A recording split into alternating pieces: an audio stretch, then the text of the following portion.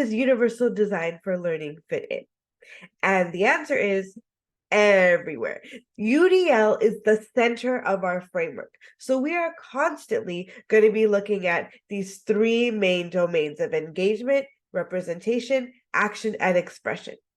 So we're going to be looking at those opportunities for engagement for our students. We'll be looking at how the content is represented using the 5Es, and we'll be looking at action and expression and how students are going to be able to interact with the content and express their knowledge.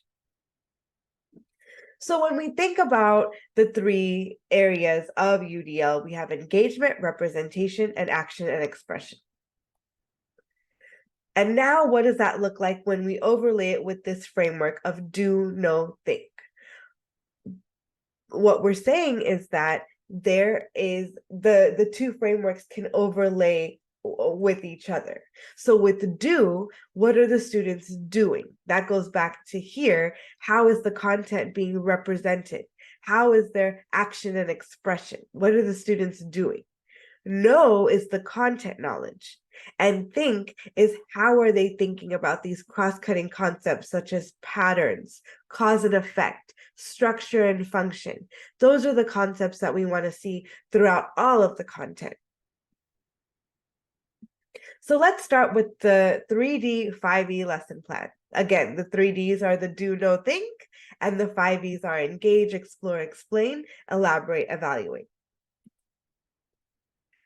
And then notice that we're going to be using universal design for learning to inform our next steps. It's not necessarily a checklist, but it's more of a placemat for us to evaluate how our lesson plan is coming to be.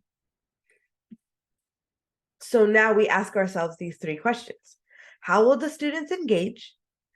How will the students perceive information through representation? And how will the student act on their understanding through action and expression? So we're going to look at side by side the do, know, think and the universal design for learning. So let's start with your why. I want you to pause, feel free to pause, and answer these questions.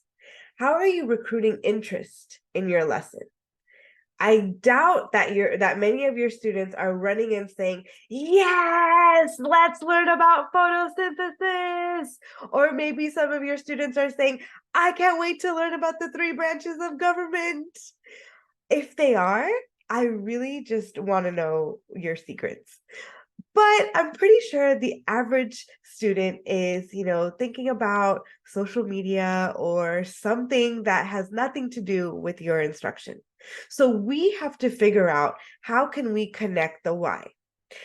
And more than just engagement, we want to ensure that students are able to persist through the lesson. Because yes, there is going to be that time where students have to know what are the components of the photosynthesis equation and what are the what's chlorophyll. So they're going to have to persist through the lesson, but we have to give them that hook first. We got to hook them in and get them into the lesson.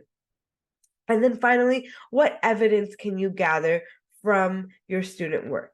How will you know that the students are engaging and the students are learning?